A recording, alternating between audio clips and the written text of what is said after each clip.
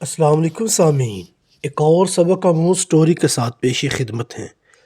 اگر یہ سٹوری اچھی اور سبق آموز لگے تو چینل کو لائک، شیئر اور سبسکرائب ضرور کیجیے گا اور بیل کے بٹن کو ضرور پریس کر دیں تاکہ آپ کو آئندہ بھی مختصر مگر جامع سبق اور اصلاح سے بھرپور سٹوریز ملتی رہیں۔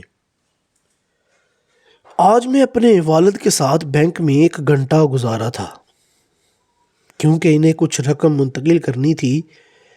میں اپنے آپ کو روک نہیں سکا اور پوچھا، بابا ہم آپ کی انٹرنیٹ بینکنگ کو فعال کیوں نہیں کر دیتے؟ میں ایسا کیوں کروں گا؟ بابا نے پوچھا۔ ٹھیک ہے، پھر آپ کو منتقلی جیسی چیزوں کے لیے یہاں 1 گھنٹہ بھی نہیں گزارنا پڑے گا، آپ اپنی خریداری آن لائن بھی کر سکتے ہیں، سب کچھ اتنا آسان ہو جائے گا۔ میں انہیں نیٹ بینکنگ کی دنیا میں شروعات کے بارے میں بتاتے ہوئے پرجوش تھا۔ بابا نے پوچھا، اگر میں ایسا کروں گا تو مجھے گھر سے باہر نہیں نکلنا پڑے گا؟ ہاں، میں نے کہا۔ میں نے انہیں بتایا کہ سودا سلف بھی اب دروازے پر کیسے ڈیلیور کیا جا سکتا ہے، لیکن ان کے جواب نے میری زبان بند کر دی۔ انہوں نے کہا، جب سے میں آج اس بینک میں داخل ہوا ہوں میں اپنے 4 دوستوں سے ملا ہوں۔ میں نے کچھ دیر عملے سے بات چیت کی ہے جو اب تک مجھے اچھی طرح جانتے ہیں۔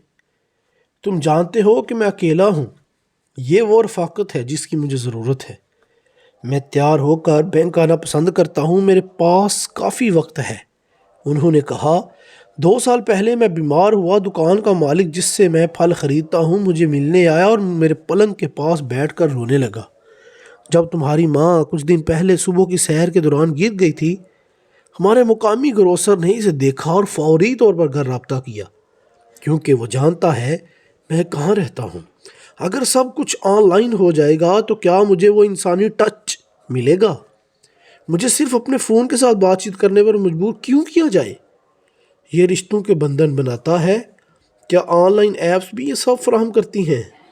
ٹیکنالوجی زندگی نہیں ہے، لوگوں کے ساتھ وقت گزارے، آلات کے ساتھ نہیں۔